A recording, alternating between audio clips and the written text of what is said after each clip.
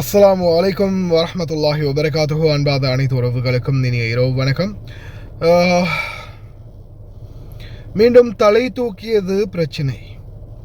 America USS George Washington ஏர்கிராஃப்டையும் அரபு நாடுகள் எல்லைக்கு அனுப்ப ஆரம்பித்தது. இன்னும் 4 நாட்களே மிகிதம்.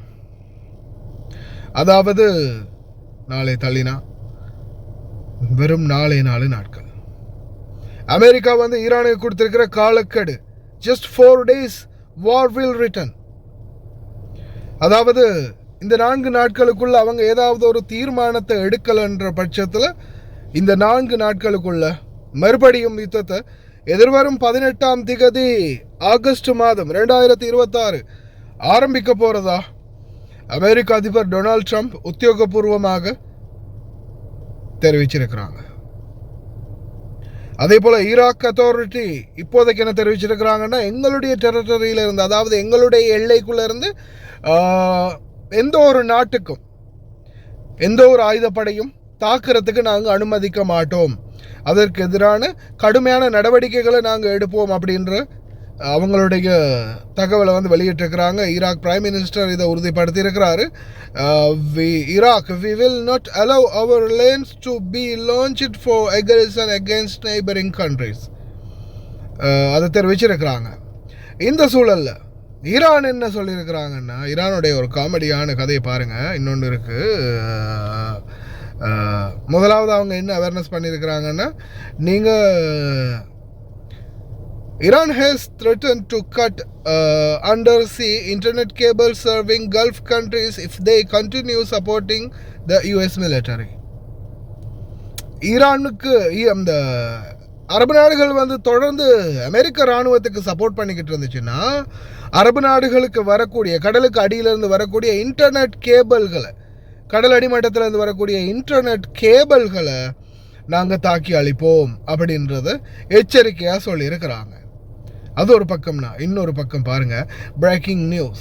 Iran is demanding compensation for the oil pollution that has that ground its islands do the war. நீங்க தானே அடிச்சிங்க, அப்புறம் எதுக்குடா அப்படின்ற மாதிரி தான் இருக்கு. ஈரான் கேட்குறாங்க அமெரிக்கா கிட்ட, எப்பா எங்கள் கடல் ஃபுல்லாக ஆயிலாக இருக்குதுப்பா, ஃபுல் கடலுக்கரை ஓரமே ஃபுல்லாக ஆயில் ஆகிடுச்சு, அதுக்கு காம்பன்சேஷன் கொடுங்க, நஷ்டஈடு கொடுங்க, எங்கள் கடலோட சுற்றுச்சூழலை பாதிக்கப்பட்டிருக்குது. கொஞ்சமாவது நியாயமே நம்மடா. அடித்ததே நீங்கள் தான், கப்பல்களை அடித்து, எண்ணெய் கப்பல்களெல்லாம் அடித்து நொறுக்கிறதே நீங்கள் தான், அதனால தான் இப்படி ஆகினது. அவனுங்கள்டே போய் திருப்பி காம்பன்சேஷன் கேட்டிங்கன்னாடே அழுதுருவான்டாடே டொனால்ட் ட்ரம்ப்பு. ஆனால் சிரிக்கக்கூடிய விஷயம் இல்லை, சிந்திக்க வேண்டிய விஷயம். எதிர்வரும் 18ஆம் தேதியுடைய நிலைமை என்ன நடக்க போகுது, 18ஆம் தேதிக்கு பிறகு இவங்க எடுக்கக்கூடிய ஒவ்வொரு முடிவுகளும் எப்படி இருக்கும், இவங்க தாக்குற ஒவ்வொரு தாக்குதல்களுக்கும் ஈரானுடைய எதிர்வினை என்னமாக இருக்க போகுது, அது நம்மளை எந்த அளவில் பாதிக்க போகுது, கடந்த காலங்களை விட இருக்கக்கூடிய நிலைமை இன்னும் எவ்வளவு மோசமாக மாறப்போகுது அப்படின்றது நம்மளுக்கு தெரியாத நிலைமையில் இருக்குது. பார்க்கலாம் எதிர்வரும் நாட்கள் எந்த மாதிரியான சூழல் உருவாக போகுது அப்படின்னு. பிரார்த்தனை பண்ணுங்க மக்களே. எங்க போய் முடியுது, என்ன நடக்க போகுது, அல்லாஹு ஆலம். அதே மாதிரி தான் இன்னொரு முக்கியமான இதை சொல்லியிருக்கிறாங்க. யாருன்னா இவங்க தான் ஐஆர்ஜிசி.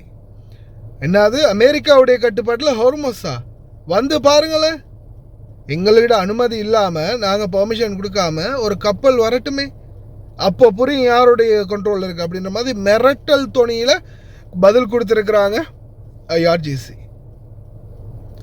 கப்பலுங்க நம்பி உள்ளே போகும்னு நினைக்கிறீங்க?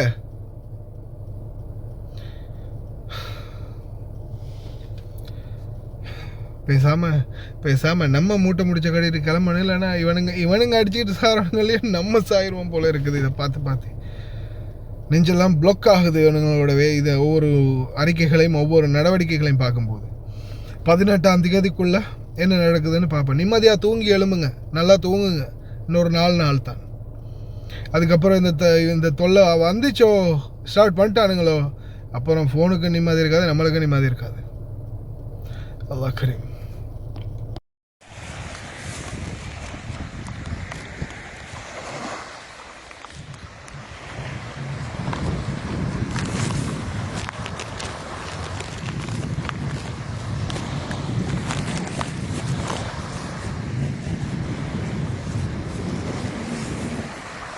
الحرب مع إيران تتحول لهاجس يقلق الاقتصاد الأمريكي من الداخل والخارج، إذ لم يعد الصراع اختبارا للقوة العسكرية الأمريكية فقط، بل تخطى إلى سؤال جوهري حول قدرة واشنطن على تحمل حرب طويلة متعددة الكلفة.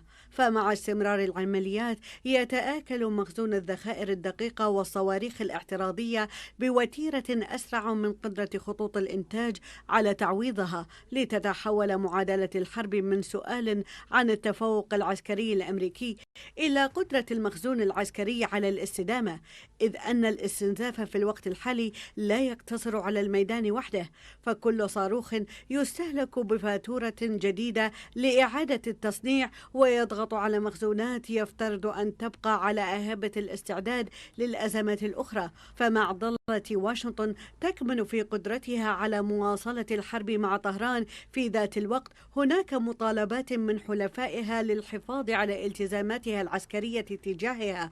الاقتصاد الأمريكي قاب قوسين أو أدنى، فاتورة الصراع تطول إلى أبعد من الإنفاق المباشر على العمليات العسكرية لتشمل إعادة بناء المخزون وتوسيع الطاقة الإنتاجية وزيادة العقود الدفاعية، فضلا عن الضغوط غير المباشرة على الطاقة والتضخم والموازنة.